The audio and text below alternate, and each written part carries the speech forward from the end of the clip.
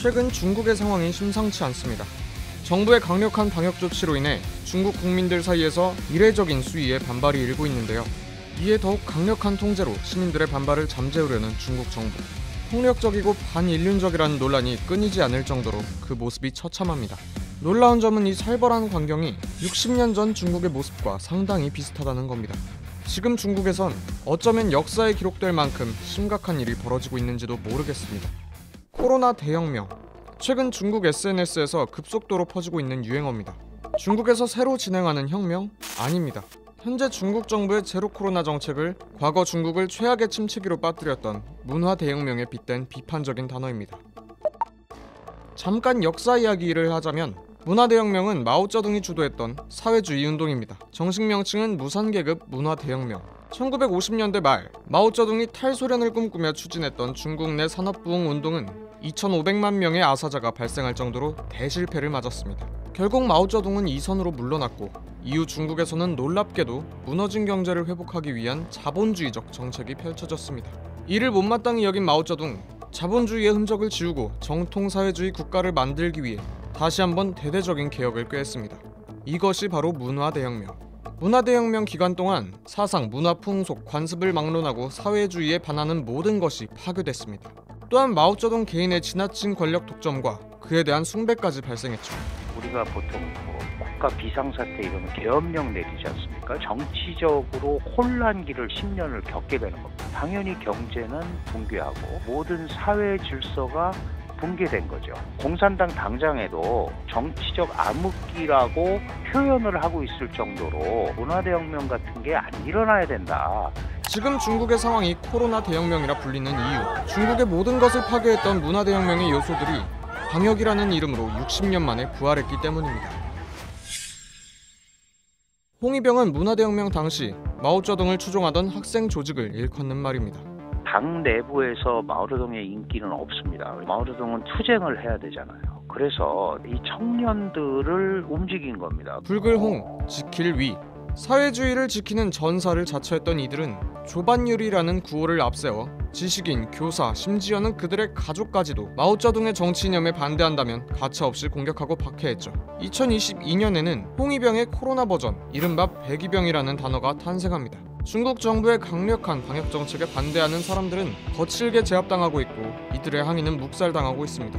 60년 전 홍위병에게 당했던 것처럼요. 이에 중국 네티즌들은 시진핑 체제를 추종하는 애국주의 세대와 방역 임무를 수행하는 방역 요원에게 백위병이라는 이름을 붙여 비판하고 있는 겁니다. 문화대혁명 당시에는 팻말을 들고 홍위병에게 끌려가는 사람들을 어렵지 않게 볼 수 있었습니다.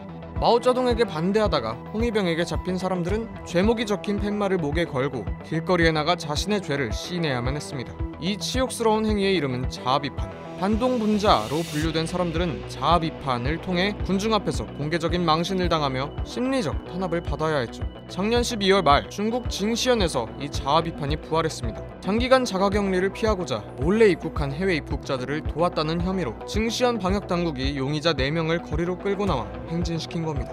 게다가 이들의 거주지에는 신상정보와 혐의 내용이 담긴 벽보가 붙었고 스프레이로 밀입국을 도운 집이라 적혔습니다. 당시 중국 관영 매체를 포함한 여러 언론이 징시현의 인민재판을 비판했지만 당국은 문제될 게 없다는 입장이었죠. 법치국가라고 그러지 않습니까? 법이 있고 문제가 있으면 기소해서 재판을 받아야 되는데 그런 게 아니고 굉장히 자의적으로 협력을 해서 코로나에 안 걸리도록 해야지 주변 사람한테 얼마나 큰 폐해를 주는 거냐. 이제 이렇게 되면서 일종의 군중운동 형태로 벌어지면 이제 사회가 걷잡을 수 없이 어지러워지는 겁니다. 문화대혁명 당시 마오쩌둥의 아내이자 문화혁명 4인방 중 한 명인 장칭의 주도로 대부분의 문예 활동은 사회주의 이념과 인민부흥이라는 틀에서만 이루어졌습니다. 이렇게 정치 선전을 위해 태어난 현대 경극을 모범극이라 부르는데 최근 방역을 주제로 새로운 모범극이 상영됐습니다. 대충 이별 위기의 의사와 간호사 부부가 농촌 전염병 최전선에 투입되어 각종 갈등과 위기를 해결하고 같이 행복한 제로 코로나 생활을 이어가게 됐다는 내용입니다. 지금 뭐 통제당하고 막 이런 데 대해서 불만들이 많잖아요. 근데 그게 국가를 위해서 하는 거니까 좀 어려워도 고통을 참고 같이 가자. 세계적으로 우리가 이걸 잘한 나라다. 이런 것들을 국민들한테 일종의 심어주는 이런 역할들을 하는 건데 소위 문화대혁명을 합리화하기 위한 혁명 가극하고 비슷하다. 작년 말 후베이성에서 공연된 이 선전극은 최근에야 중국 포털, SNS 등에 돌고 있고 중국 네티즌들은 이를 열심히 공유하면서 모범극의 부활이라고 비꼬는 중입니다. 무자비한 제약, 공개 망신이나 정치 선전극의 부활뿐만 아니라 초강대국과의 대립각, 극단적인 탈자본주의 이념 등 단순한 기울하기엔 문화대혁명과 너무도 많은 공통점을 보이는 시진핑 체제. 이에 중국 내 우려의 목소리는 날이 갈수록 커지고 있습니다. 트라우마가 있는 겁니다. 이제 덩 샤오핑이 그런 얘기를 했거든요. 10년간 중국은 정체가 됐을 뿐만 아니라 10년을 후퇴했고 다른 나라는 그 10년을 발전을 했기 때문에 중국은 30년 후퇴한 거나 마찬가지다. 지금 시진핑 체제가 혹시 그런 식으로 가려는 거 아니냐. 여론을 잠재우기 위해 중국 정부는 더욱 강력한 통제 정책을 펼치고 있습니다.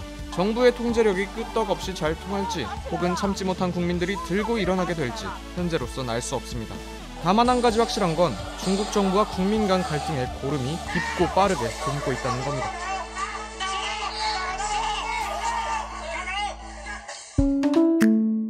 이번 영상을 만든 PD가 추천하는 영상도 보고 가세요. 스브스 뉴스의 다른 영상을 즐기시려면 구독 버튼을 꼭 눌러주세요.